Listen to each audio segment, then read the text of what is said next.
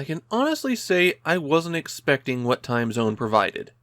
I knew going in it would be a platformer, I at least saw the screenshots, but if a platformer on the Famicom is trying to copy another game, it's usually one of the Super Mario Brothers. Time Zone, on the other hand, desperately wants to be Wagyan Land. Wagyan Land was Namco's platforming series on the Famicom, and Time Zone copies its very flat art style, vulnerable protagonist that collects a series of items in order to build up invincibility, and wacky minigames. Time Zone is the final game published by Sigma Entertainment. This minor publisher has been lingering around a while, and they don't even last another full year in the video game industry. They're around just long enough to publish the worst Super Famicom RPG in early 1992, and then head off to the gambling industry, which I guess is a bit like Florida for game companies because they all seem to retire there. The plot of Time Zone is that your girlfriend has been kidnapped by a mad scientist, and you're going to get her back with your mad hat-throwing skills. Unfortunately, the mad scientist has a time machine, and every time you catch up with them, the scientist takes your girlfriend off to another era. There are 6 eras that you have to play through, each of which consists of 4 stages plus 1 bonus game.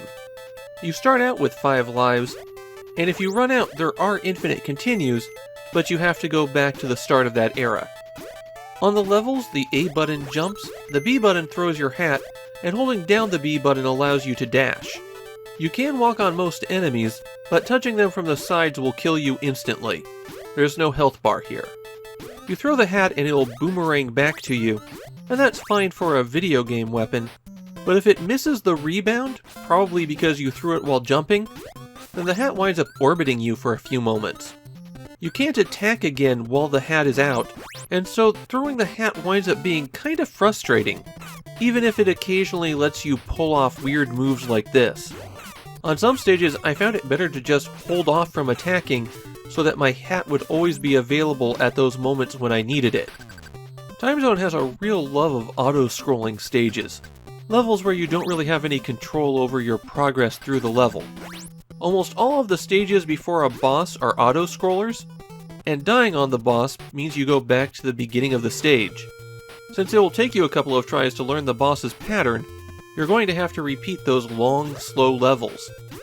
Annoyingly, there's quite a bit of randomness in Time Zone. You might have died because you did this, but when you get back to that point, you do that to avoid it, only to die because you changed your tactics. There's also plenty of blind jumps, a tendency to spawn enemies in right as you're jumping, and obstacles that require some really tight timing. Another issue I had with Time Zone is that sometimes you're required to bounce on certain objects, and getting height off of them is really inconsistent.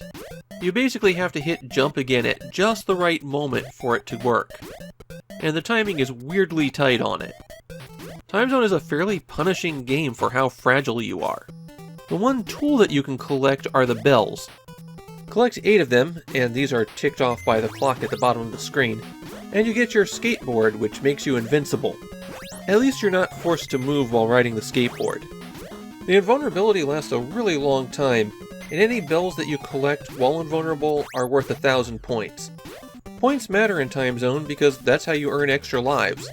You get your first extra life at 20,000 points, and the rest come every 40,000 points after that.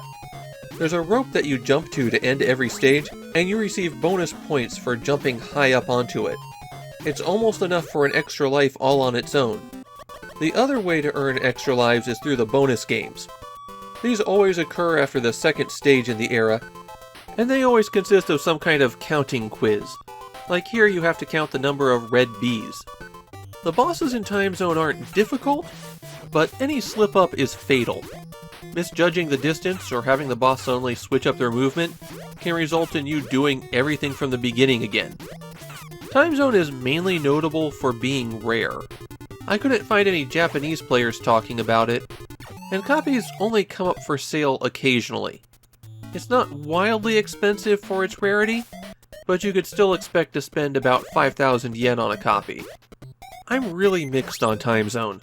There is a lot to like here, but the behavior of your hat and how it locks you out of attacking, and the really slow stage design just wears me out. On the other hand, there is a lot of creativity with the level layout. There's good stuff here.